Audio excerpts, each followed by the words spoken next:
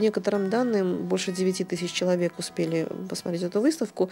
И тогда сотрудники КГБ, конечно же, быстренько постарались прикрыть эту выставку. И в других городах она уже не состоялась.